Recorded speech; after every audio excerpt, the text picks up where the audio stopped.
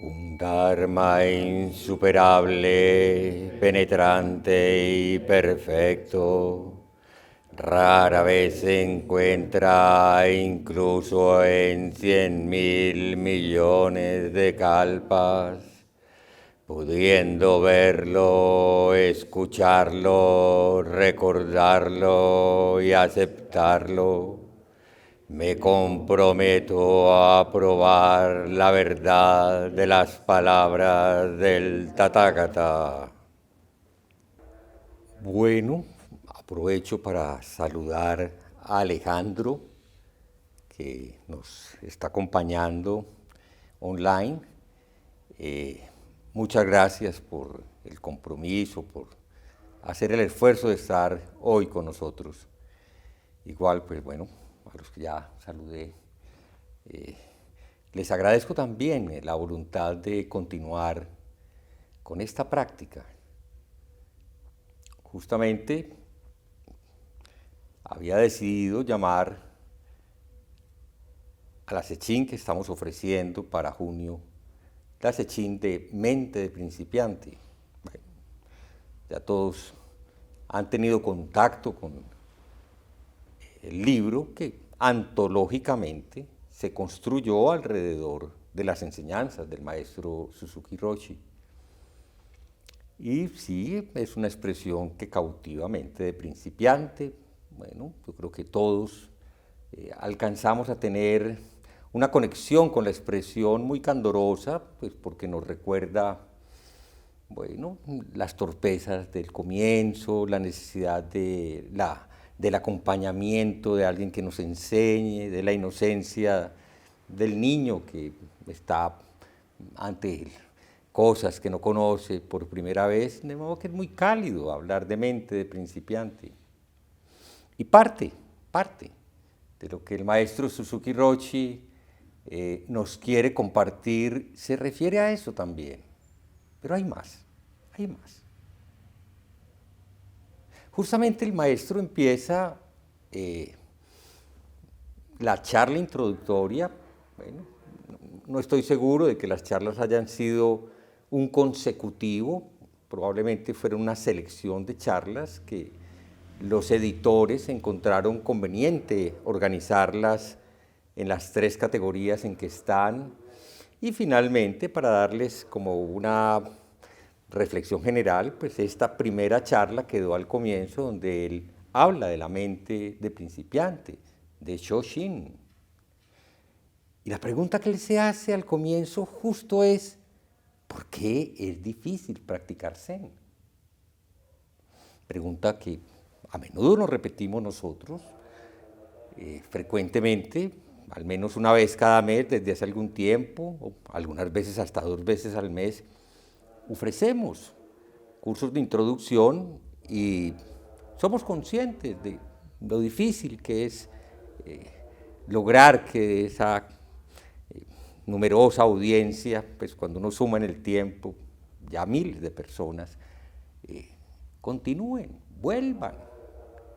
¿Qué escuchamos? ¿Qué es lo que dice la gente cuando uno se pregunta por qué esta idea de que el Zen es difícil? Y es frecuente pues, escuchar, es que la postura es muy difícil, me duele a uno todo, es que yo no soy muy elástico, es que yo no he hecho estiramientos, entonces no estoy entrenado para sentarme de esa manera. Para otros, simplemente la queja es que quedarse quieto es muy difícil, me canso enormemente después de un ratito, o a veces también la queja de algunos me da mucho sueño. Otros dicen que es imposible dejar de pensar, que no saben cómo poner la mente en blanco. Y una queja muy común, ¿por qué no medito? Porque no soy capaz de concentrarme, porque mi mente es ingobernable. Bueno, explicaciones de ese tipo son muy frecuentes y eso hace que muchas personas lo intenten y se descorazonen rápidamente. Pero el maestro Suzuki Roshi realmente no se refiere a esas personas en particular que no han logrado encontrar el camino para la práctica, sino que se refiere a practicantes como los que estamos aquí hoy. ¿Por qué es difícil continuar la práctica del Zen? ¿Por qué es difícil hacer un compromiso real con la práctica del Zen? Y él pues encuentra que para la mayoría de nosotros lo que realmente es difícil es que no sabemos cómo mantener pura nuestra mente, cómo mantener pura nuestra práctica. Eso es un desafío para todos. ¿Cómo no contaminarla con ideas, conceptos, prejuicios, críticas, argumentos, vicios, mañas? ¿Cómo mantener realmente esta práctica pura? Porque lo que yo pues, puedo decir, después de 30, casi 40 años ya, de práctica es que el asunto no depende solo de voluntad o de ganas. He visto gente con muchas ganas de practicar, gente que se ha tratado de esmerar profundamente, que ha puesto mucha voluntad en continuar. Igual, algo sucede en sus vidas y salen de la práctica. No es fácil la disposición para repetir y repetir y repetir más allá de la apariencia de monotonía. Es que, bueno, parece que hacemos lo mismo, pero finalmente nunca, jamás, en ninguna circunstancia hacemos lo mismo.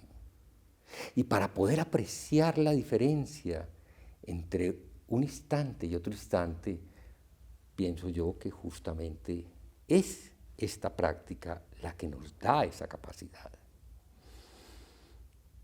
Hablando ya más desde el espíritu de nuestra tradición, diría que lo que a la mayoría de la gente termina agotándola es justamente que no han sido capaces de entender qué significa una práctica sin espíritu de ganancia, sin pretender ganar y, por supuesto, ni perder nada.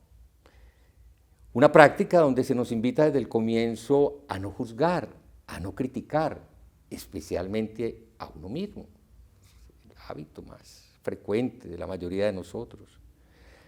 ¿Cómo tener una práctica libre de prejuicios, de ideas preconcebidas? ¿Cómo ser capaz de acercarnos a Zazen sin pretender controlar Zazen? Ni nada, sin un espíritu de control. ¿Cómo ser capaces de practicar de una manera fluida, como el agua? Un sui es la forma en que se designa al monje Zen, nube, agua, sin forma como las nubes, fluido y adaptativo como el agua. Poquísimos descubren ese espíritu. Y algo que seguiremos desarrollando en esta charla y que ya hemos escuchado muchas veces, cómo aprender a incluir todo, tal como se presenta, sin rechazarlo, sin aumentarlo. Eso, justamente, es lo que es difícil. Cómo mantener la mente de principiante. A eso se refiere principiante. No a lo que suena como más fácil a la idea de que, bueno, vinimos una primera vez y entonces uno tiene que mantener esa mente de ese primer día. Es que aquí mucha gente llega sin mente de principiante. Yo diría que la mayoría llegan con ideas preconcebidas. Raramente encuentran una persona que está dispuesta a experimentar todo sin tratar de adaptarlo a su idea de lo que debería ser.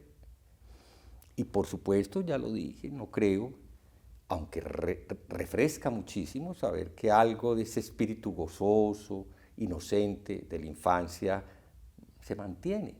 Sí, también, eso es bueno que esté aquí, pero eso no es exactamente mente de principiante. El maestro Suzuki Roshi y muchos otros maestros hablan de mente original o hablan de naturaleza de Buda. En el libro él va a cambiar y en sus enseñanzas aparece la budeidad, la mente original, la mente original. Bueno, lo voy a decir de una manera más categórica. El verdadero rostro antes del nacimiento de mis padres o de los padres. ¿Cuál es tu verdadero rostro antes de que nacieran tus padres? Esa es la mente de principiante. Esa es la mente original. O todavía más categórico. ¿Qué es la mente de principiante? Pues aquí no tenemos un gran ciprés, hay 2 o 3 cipreses allá en el patio, entonces sí puedo responder el ciprés en el patio.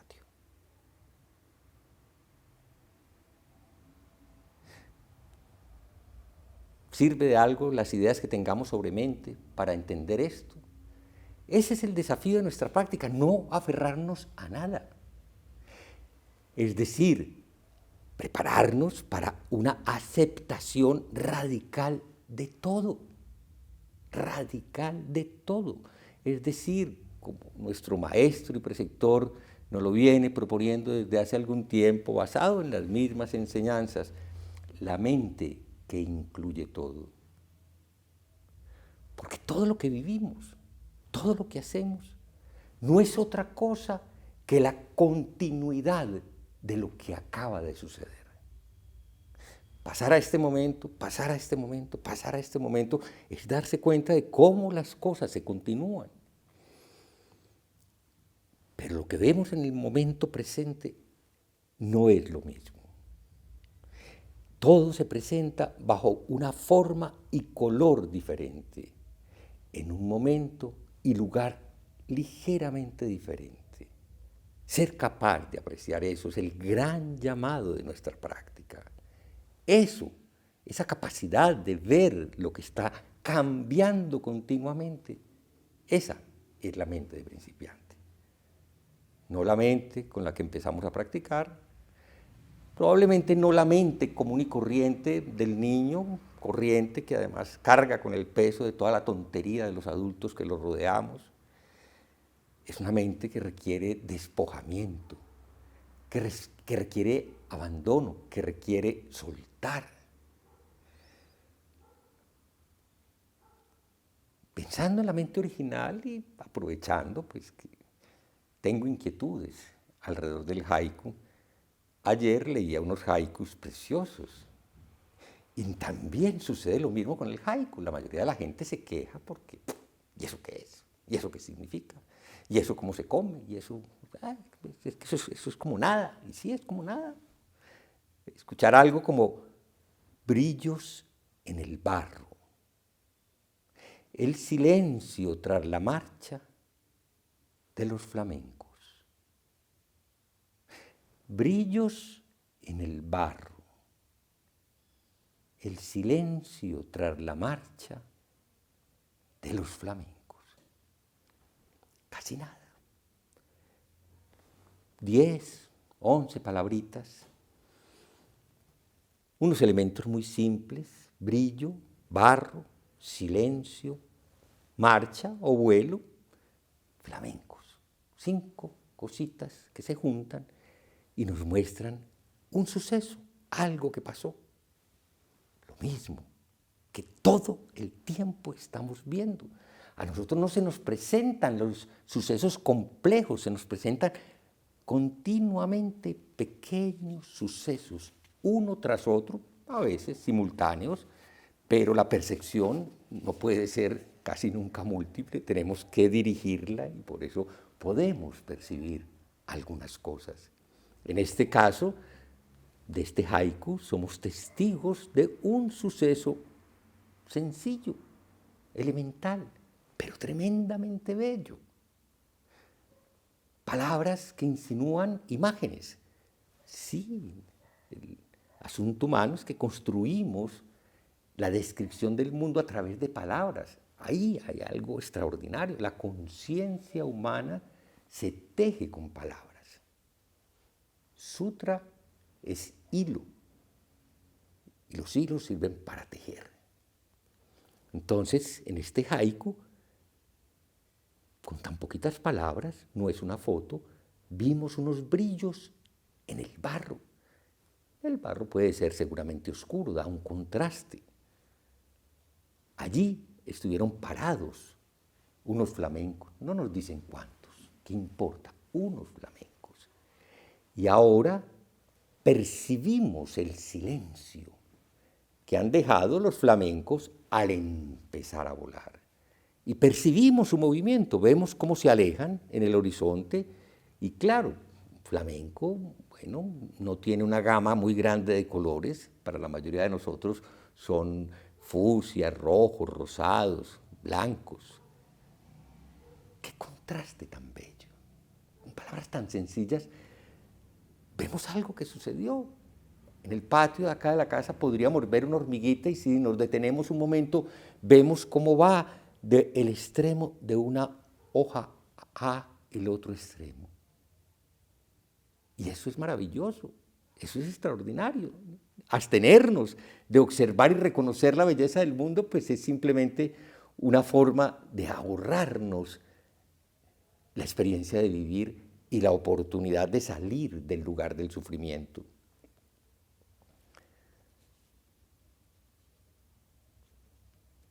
Otro haiku parecido dice, bandada al sur. Escogí haikus de pájaros, una bandada, un grupo de aves que están volando hacia el sur. Bandada al sur. Las manos de un anciano tejiendo redes. Absolutamente sencillo, cosas de todos los días. Me acordaba cuando leía este haiku de las manos de la nana que nos crió, manos que estaban manchadas, que transparentaban sus venitas. No tejía. Recuerdo armando arepas, qué sé yo, cada uno ha visto a alguna persona mayor. Yo a veces ya observo que mis manos se parecen un poquito o bastante a esas manos de los ancianos que alguna vez veía con la facilidad con que realizaban tareas que para mí parecían, bueno, difíciles porque nunca las había hecho. Solo vemos entonces en este haiku unas aves que se alejan. No importa sus nombres, no necesitamos explicaciones científicas ni de ningún tipo. No se usan palabras extrañas.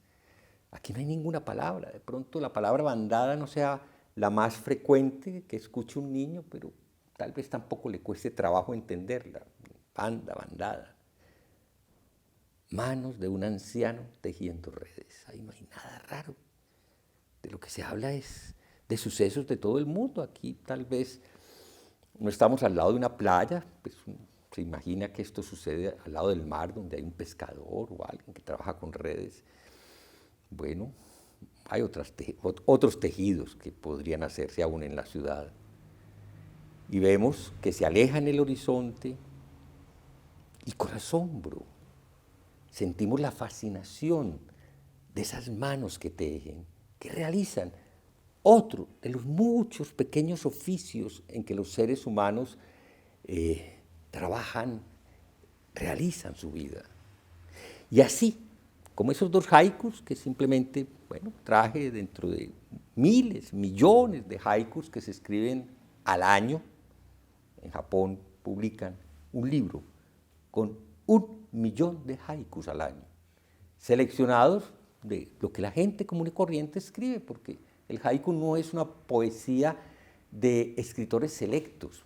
Algunos lo son, pero la mayoría es gente común y corriente, que respeta un espíritu, el espíritu, el sabor del haiku, se llama en japonés el haimi o yaimi, y tiene, pues sí, algunas indicaciones que lo diferencian de otros estilos de poesía, y por eso hay bellísimos haikus escritos por gente absolutamente anónima, niños, personas analfabetas, personas pues, que nunca pretendieron ni fueron miembros de los círculos literarios, y sin embargo sus haikus son absolutamente asombrosos. Muchas veces mejores que los haikus escritos por personas tan brillantes como Mario Benedetti, Jorge Luis Borges, Octavio Paz, que escribieron unos haikus muy elegantes, pero que carecen de una expresión sincera, nacida de la vida.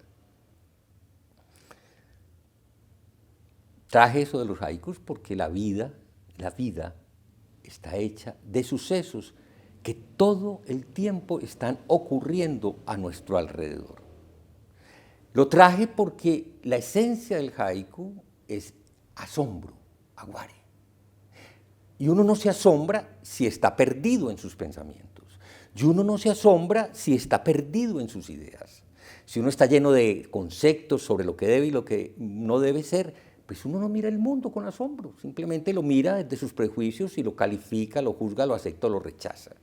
Para uno asombrarse, tiene que estar, es una forma metafórica de hablar, vacío, vaciándose. Yo a veces pienso que cuando usamos ciertas palabras como vacío se nos va la mano, porque en realidad nunca estamos vacíos del todo. Si estuviéramos vacíos del todo estaríamos muertos. Estamos, digamos, bajando el nivel para permitir que lleguen cosas nuevas.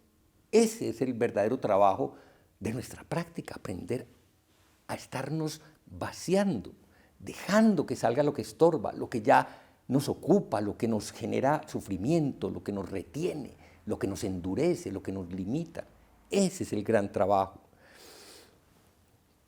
Invitados, cada que nos sentamos en Zazen, a ejercerlo, justo mirando a la pared, donde si somos realmente consecuentes con esto del espíritu de la mente de principiante, esa pared nunca es la misma. Siempre está cambiando. Instante tras instante algo está pasando. Los sentidos no son uno solo. Acaba de escucharse una voz que es un coro que se repite en este sendo. ¡Aguacate! Pasa un carro. Ya se apagó la música de una fiesta que duró la noche y hasta hace poquito estuvo prendida. Cada instante hacen parte de la forma y color particular de la pared que observamos. Cada instante es un instante diferente.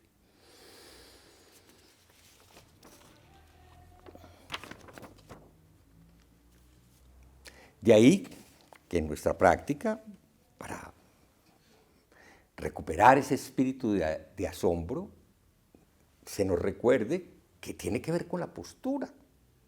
Claro, porque cómo nos conectamos con el mundo, cómo percibimos el mundo, cómo escuchamos el mundo, pues a través de los sentidos. Y pues estamos acostumbrados a hablar de 5 sentidos. Ya la ciencia actual reconoce que son 7 sentidos, los 5 pues, que mencionamos siempre, incluso cuando recitamos, ¿no? Cuando recitamos hablamos de 6 y decimos mente, y eso se nos vuelve un poquito enredado porque no entendemos mente a qué se refiere. Bueno, ya las neurociencias permiten hablar de que sí, hablamos de interocepción y de propiocepción, es decir, de esa capacidad que tiene nuestro sistema nervioso de interpretar el posicionamiento de nuestro cuerpo, músculos, huesos, articulaciones, y de nuestras vísceras, de saber cómo nos sentimos, cómo estamos en estos momentos. Eso forma parte de las sensaciones que continuamente procesamos para saber lo que sucede. Entonces, cuando nos sentamos, esos 7 sentidos, o 6 si lo quieren desde la perspectiva budista, pues tenemos que ponerlos a que funcionen en su mayor grado de limpieza, de pureza. Qué pena, esas palabras suenan a veces muy duro, pero sí, vuelvo a decirle, ese esfuerzo para que las cosas puedan pasar. Si yo tengo las puertas de los sentidos tapadas, cerradas, si yo tengo una postura en que me bloqueo, pues sí, soy incapaz de oír, soy incapaz de ver, soy incapaz de oler, soy incapaz de sentir las sensaciones del mundo. Que cuando estoy sentado puede que no sean muchas, pero hay sensaciones táctiles. Sentarse es abrirse a esa percepción pura de la realidad que acontece. No escapar, no huir.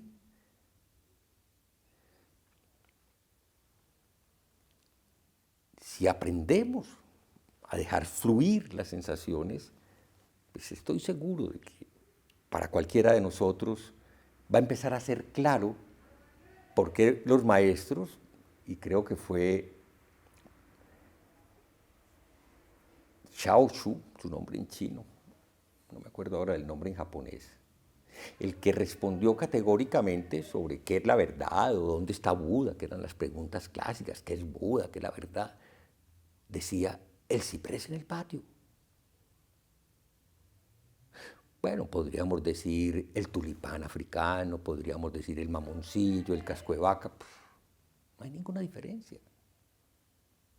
O podemos decir pues, el anturio, la orquídea, la matera quebrada, la caneca de basura. Todo, absolutamente todo, es la mente original.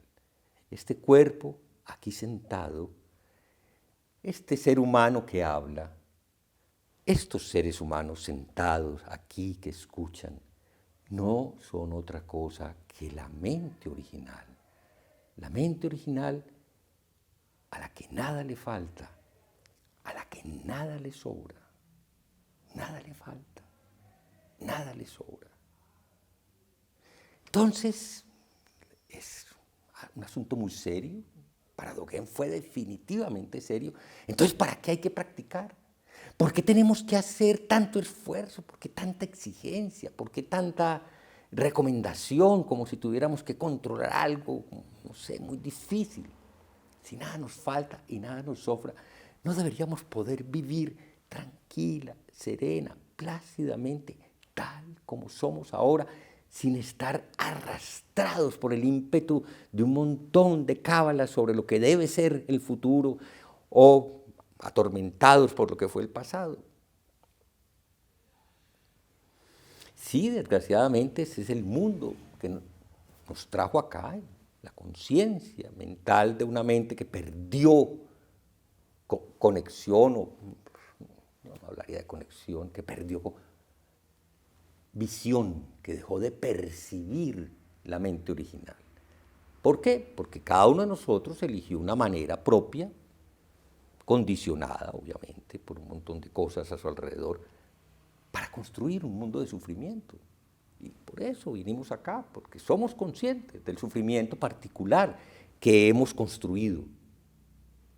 Eso no se nos impuso solamente. Instante tras instante, timoneamos, tomamos decisiones hacia dónde queremos seguir. Y muchas veces pues, lo que vamos constatando es que esas decisiones continúan con una inercia de mantenernos aferrados, retenidos, constreñidos, limitados. ¿Cómo no va a doler? Si estos músculos cargan con esas decisiones, si estos músculos cargan con toda esa lucha en la que nos mantenemos por posicionarnos en el mundo, por empoderarnos por un yo que queremos que lo reconozcan, que lo aplaudan, que lo quieran, que lo premien, que le den lo que se merece. Ese es el modelo de existencia humana que, pues, como parte de esta humanidad de la que hacemos parte, desgraciadamente, todavía y por mucho tiempo, pues seguiremos alimentando. Practicar debe ser un poco, más adelante, en el mismo libro de Mente de Principiante, el maestro Suzuki Roshi hablará de que nos enfrentamos a nuestra mente como a un armario, que está lleno de cosas. Todos nosotros tenemos un closet lleno de cosas. Y muchas veces nos preguntamos, ¿yo por qué guardo tantas cosas que no uso? Y a veces tenemos ganas de salir de ahí, como que no nos atrevemos. Sí, nuestra mente es así, un armario atiborrado. En Zazen podemos intentar limpiar, sacar, dejar ir, soltar. Hemos usado muchos verbos que en la práctica son muy bellos, porque cuando yo estoy sentado aquí, literalmente yo no estoy sacando cosas y poniéndolas allá. Cuando yo estoy sentado aquí, me doy cuenta de cómo mi mente se engolosina con pensamientos que me aprietan. Y de pronto veo, y suelto, lo dejo ir. Y siento alivio, sentimos alivio. Eso es el trabajo del descubrir la postura correcta. La postura correcta no es una forma establecida de manera estándar para que todo el mundo la haga de la misma manera. Pues sí, hay unas instrucciones básicas que conducen a descubrir cuál es el centro propio y cuál es el balance adecuado de nuestras extremidades para encontrar la fortaleza de una postura que nos permite estar atentos y percibir la realidad tal como es, instante tras instante. Esa es la buena postura.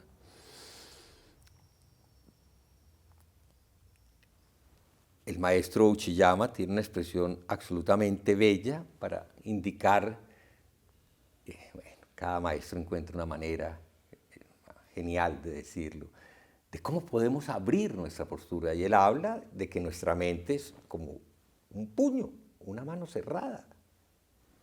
Nuestra práctica, él la propone como abrir la mano del pensamiento, soltar cualquier idea que nos atenace, que nos encierre, que nos mantenga atados, condicionados, aferrados a cualquier cosa que sea. Para vaciar la mente, entonces no hay otro camino. Sí, da dificultad, da pereza, qué sé yo, cada uno encuentra en su vida un montón de impedimentos, pero tenemos que repetir la práctica. Y claro, la práctica puede hacerse en cualquier parte, es cierto. Y qué bueno que haya personas que pueden hacer una práctica regular en su casa, pero todos los que practicamos tenemos muy claro que sin un ambiente que la estimule, que la propicie, la práctica se entibia, pierde energía y fácilmente pues, queda atrapada por el movimiento normal que nos rodea y no es fácil. Entonces sí, hay que repetir mucho. Bueno, yo creo que no tengo que decirlo como un lamento, pero pues para eso son los periodos de práctica intensos, para eso es un día de Sasenkai, para eso es una Sechín, para exponerse a una práctica en que se repite y se repite hasta que se debilite la fuerza con la que estamos reteniendo y finalmente podamos abrir la mano. Vaciar la mente, vaciando la mente, es que podemos descubrir realmente el significado de la mente de principiante. Llevamos un tiempo en esta casa, yo llevo muchos años acompañando personas, observándome a mí mismo, viendo cómo se generan movimientos dentro de las comunidades en las que he pertenecido y sí se observa diferencias en la forma en que nos acercamos a la práctica. Hay a menudo practicantes que llegan después de haber hecho una lectura, pues nunca será una gran lectura. Los verdaderos textos budistas y del Zen creo que permanecen, por fortuna, lejos del alcance de la mano de la mayoría de los principiantes. Pues pocas personas por sí mismas han leído el Shobogenzo, por mencionar un libro que apenas recientemente se consigue completo en español. Bueno, para no hablar de todo el canon budista y de todos los comentarios y cosas que se han escrito, pero bueno, la gente lee a Alan Watts y lee a uno u otro maestro y llega con ideas de lo que es el Zen. Aquí muy a menudo nos están corrigiendo, muy a menudo hay personas que parece que saben más que lo que modestamente desde este lugar queremos compartir y finalmente, pues bueno, es lo normal en la vida humana, se nos critica, se nos objeta porque no somos perfectos, porque no hacemos lo que se supone que deberíamos hacer. Y sí, esas personas que se sienten que ya saben qué es Zen, que ya saben qué es la práctica, me temo que perdieron el espíritu de la mente de principiante. Y me parece que esas personas pierden el lugar cuando aquí, en esta casa, lo que pretendemos es ser una escuela de la tradición que el maestro fundador Shunryu Suzuki Roshi nos ofreció. Que quien quiera venir acá, quien quiera ser parte de esta casa, debería refrescar una y otra vez su mente de principiante. Si no lo hace, pues no hay que decirlo porque esa persona misma se encargará de crear dificultades, de generar barreras, de crear obstáculos y finalmente las relaciones así terminan resquebrajándose y posiblemente, pues lo he visto a lo largo de 40 años de acompañar practicantes, se retiran con su idea de lo que es el verdadero Zen, el mejor Zen, el perfecto Zen. Aquí lo he repetido varias veces este año, ofrecemos una práctica de lo que el mismo maestro Suzuki Roshi y muchos de los maestros que yo aprecio han llamado la práctica del error continuo. La práctica que hacemos acá no es la práctica de la perfección en una imagen distorsionada de lo que es perfecto, sino la práctica de la imperfección del mundo tal como es. Perfecta sabiduría es la inclusión de todo, y todo no es perfecto. Todo está en cambio y en transformación permanente. De modo que ciertas ideas de perfección, y ahí caemos siempre en la trampa del lenguaje, no caben aquí, en este camino. En el extremo opuesto hay otro tipo de practicantes que con el tiempo aprenden a acomodarse, a acuñar la postura. Veo muy a menudo personas que dejan de intentar abrir la postura, soltar las tensiones y van encontrando una práctica que más tiende al lugar del confort, de lo confortable, de lo cómodo, de lo conveniente, de lo complaciente. Sí, yo creo que ahí siempre estaremos entre dos polos, entre exponernos a algo que nos molesta, a algo que nos exige soltar, y por el otro lado, algo pues que nos hace sentir peligrosamente bien, confortables, y que lo que puede hacer con el tiempo es apagar la llama que ilumina nuestra práctica. Entonces los invito a que en esa mente de principiante que incluye todo, tengan en cuenta esos dos hitos, esos dos límites, la del que se las sabe todas, el que ya logró, el que ya entendió y el que se adormece en la práctica. A todos nos cuesta mucho trabajo, y volvamos al principio, reconocer nuestra forma particular de engañarnos. ¿Cuál es esa forma particular de engañarnos? Este yo que reificamos en la vida diaria, que le estamos dando empoderamiento, que estamos alimentando para que el mundo nos devuelva con aprecio, con cariño o con lo que nos convenga el significado de ser. Lo que pretendemos es ver que el yo simplemente es una manifestación que puede ser conveniente, que puede ser necesaria para la vida social, pero que no es superior en nada al ciprés en el patio. Si nuestro yo tiene la categoría exacta del ciprés en el patio o de la hormiga en la mesa del comedor, si somos de la misma categoría, no hay ningún problema con el yo. Lo dejamos ser, lo dejamos existir, no lo engordamos, no lo alimentamos.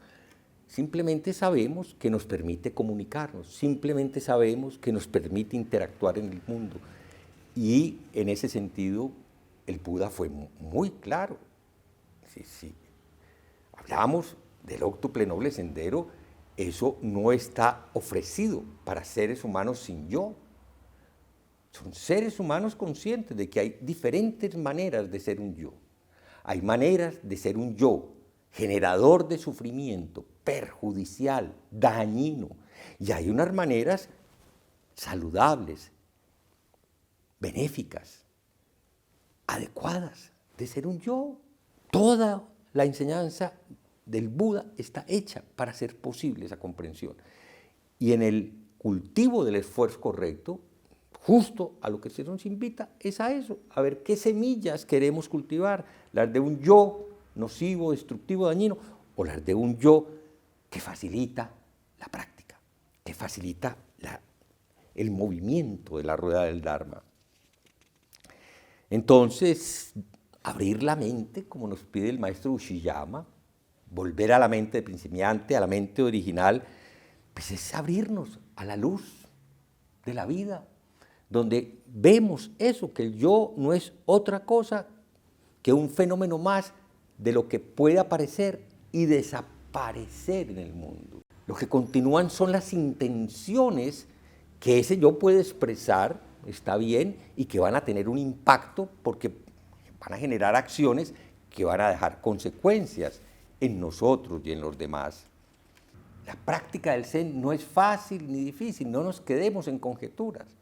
Lo único que se nos pide es aceptar todo como es, ni elegir ni rechazar. Lo que es no es una cosa abstracta, lo que es lo que llega. En el momento presente algo sucede y yo o lo rechazo o lo acepto. Ese, para cada uno de nosotros, es el gran dilema. Y en la medida en que la mente se abre, con seguridad la consecuencia natural de ni rechazar ni elegir es actuar de manera apropiada. Gencha decía, después de haber tomado la decisión de abandonar a su maestro porque sentía que sus enseñanzas no eran suficientes, al salir del monasterio se golpea contra una piedra y se le revienta un dedo del pie. El dolor es tan intenso, que se le olvida toda la bobada que tiene en su mente. Despierta y dice, en un solo de mis cabellos cabe el universo entero. Otra manera bellísima de decir qué es la mente de principiante. Yo ya no tengo que dejar crecer para arrancarme un cabello de mi cabeza.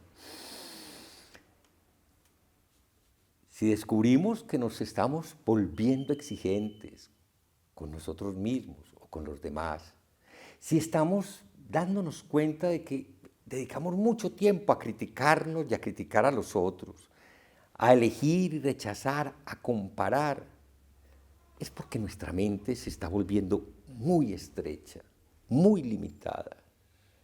Esa es la mente de un experto. Entonces, por favor,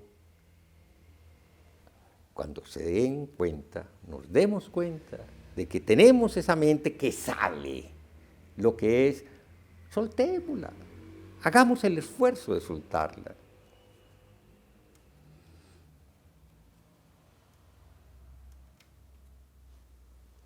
Vamos a empezar dentro de 8 días, bueno, ya empezamos con algunos, a coser el rakusu, porque algunas personas sinceramente están dispuestas a practicar con los preceptos. Nuestra vía, la vida del Zen, es practicar preceptos. Qué curioso, para muchos debe ser bastante extraño eso de que esta es una práctica que utiliza preceptos, es decir, la traducción literal de preceptos es normas, reglas, observaciones, mandamientos, es decir, en todos los del Zen lo que siguen es como un plan de trabajo. Sí es peligrosamente la mente del experto que se aprende las cosas podría limitarse a eso. No. Para nosotros observar los preceptos es realmente un acto de mantener la mente de principiante. Observar no lo leemos como el cumplimiento de una obligación, de un dictamen. Observación, literalmente, lo practicamos como lo hace un científico, alguien que está ante un fenómeno de la naturaleza, que no tiene juicios, que no tiene sesgos, o trata de tenerlos en cuenta y evitarlos, y quiere aprender de lo que está pasando. Entonces, seguir los preceptos significa reconocer el valor de ese consolidado, que además no es exclusivo del budismo ni exclusivo del Zen. Cuando los 5 preceptos centrales del budismo se formularon en la India, todas las tradiciones espirituales ya seguían los mismos preceptos, de modo que en eso no reclamemos originalidad, que no la tenemos.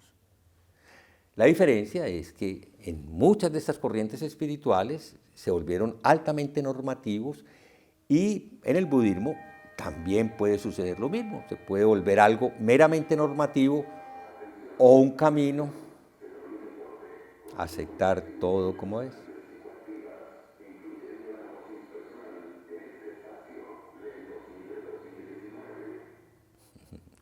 Ok, esa es la intromisión de la ley. Entonces ya estoy a punto de acabar. Vamos a practicar con mente de principiante el estudio, la práctica de los preceptos. Incluir todo significa saber que el dejar de lado, el actuar de manera descuidada con los preceptos, lo que genera es sufrimiento. Los preceptos simplemente nos recuerdan aquellas condiciones en las que la mayoría de los hombres, y qué bonito saber que son universales, podemos incurrir en hacer daño, podemos incurrir en generar sufrimiento. Entonces recordamos las formas positivas y negativas de ser nombrados: no matar, proteger la vida; no mentir, practicar el habla sabia; no cometer actos sexuales inadecuados, proteger la energía sexual, hacer beneficio con la energía sexual; no intoxicarse, cuidar la conciencia, qué sé yo. Vamos a volver sobre ellos seguramente muchas veces, pero hagámoslo siempre desde la conciencia de la mente de principiante. ¿Qué percibe el principiante? Percibe su forma particular de generar o de estar atrapado en el sufrimiento. Y recuerda que le debe soltar, que debe abrir la mano del pensamiento. Y debe recordar, para un practicante del Zen, que cualquier cosa que esté alterando nuestra relación con los preceptos, donde primero lo vamos a poder observar es en nuestro cuerpo. No hay cómo ocultarlo. Está aquí, cuando nos sentamos, en las molestias, en la dificultad para estar presentes, en los dolores, en las tensiones que se guardan en nuestra espalda. Los preceptos podemos comprenderlos muchísimo mejor si los analizamos desde la postura. No es gratuito el nombre del libro del maestro Red Anderson. Ser recto no se refiere realmente a un asunto de tipo moral. Ser recto se refiere a que en nuestra práctica la realización profunda de nuestra mente original se expresa a través de esta postura recta. Y ya sí, para ir concluyendo, recuerdo la bellísima enseñanza del maestro Sawaki. Zazen es la práctica que no sirve para nada. ¿Sí? Abren los ojos. ¿Por qué no sirve para nada? Porque lo que busca beneficios se llama yo. Yo quiere que Zazen le sirva para algo, para ser tranquilo, para calmar la mente, para ser más inteligente, para que le vaya mejor en el trabajo. Zazen, qué pena, no sirve para eso. Zazen sirve para darnos cuenta de lo inoportuna, de lo perjudicial que son las mañas del yo. El yo es el que se encarga de hacer imposible poder vivir con libertad, con autenticidad, con honestidad, con sinceridad. Siempre estamos acomodando las cosas para que el yo de alguna manera se beneficie de ellas. En nuestra práctica, la expresión japonesa es Mushotoku, es fundamental volver una y otra vez, porque es de alguna manera darle un alimento, un contraalimento al yo. Es una práctica sin logro, sin meta, sin provecho, sin beneficio para el yo. Tengámoslo muy en claro. Bueno, acepto porque tenemos muchas personas que están apenas iniciándose en la práctica, entonces entonces se quedan como sin saber, esto es que no, es mejor entonces no hacerlo porque no sirve para nada, yo vengo acá porque es que estoy muy angustiado. Efectivamente, sí, esto sí sirve y es el camino más profundo de transformación. Insisto en lo que acabo de mencionar, no sirve para engordar el yo. Si lo que viene una persona cuando busca la práctica del Zen es a recuperar un yo prominente, importante, por supuesto, el maestro Kodo Sawaki y todos los grandes maestros y maestras de nuestra tradición le dicen, oye, tal vez estás en el lugar equivocado.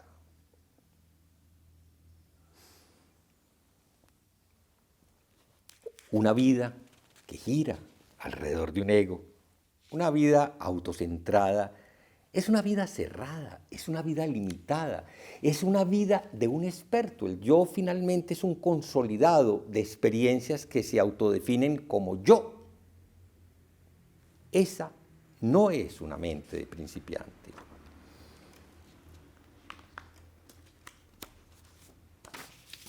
Esto hace parte de lo que llamamos claramente el cultivo de la sabiduría, ver con claridad hacia dónde caminamos. Pero la sabiduría requiere una compañía constante, continua. Esa compañía se llama compasión. Ver que somos yo no significa condenar el yo, significa sentir la dificultad de la vida humana que ha tenido que elegir una estrategia equivocada en términos de tratar de solucionar su ignorancia, su confusión, y esa forma equivocada es construirse una cárcel que se llama yo. Sentir compasión significa, vuelvo a evocar la imagen, abrir nuestra mente para que la presencia luminosa de todo lo que existe nos muestre que ese yo no es sino un fenómeno que aparece y desaparece, no es la totalidad de lo que existe. Y la práctica del Zen no es otra cosa que el camino paso a paso para abrir nuestra mente, para recuperar la mente de principiante que permite ver al yo como lo que es, simplemente algo que está de paso. Al reconocernos así, al reconocer a todos los otros seres humanos igual de limitados y sufrientes, sensibles que nosotros, pues nuestra actitud no puede ser otra que la del camino del Bodhisattva. El Bodhisattva puede salvar a todos los seres porque ha descubierto que el sufrimiento de todos los seres es su sufrimiento. Al soltar su sufrimiento, que no es otra cosa que el empoderamiento alrededor de un error, como es la idea de ser un yo separado, al lograr ver eso con claridad, ya está liberando, y los gerundios aquí son muy importantes, a todos los seres. La liberación no es un acto que se consuma en un momento y se acabó, es un acto que se realiza en cada instante y que nunca se termina de hacer. Por favor, entonces,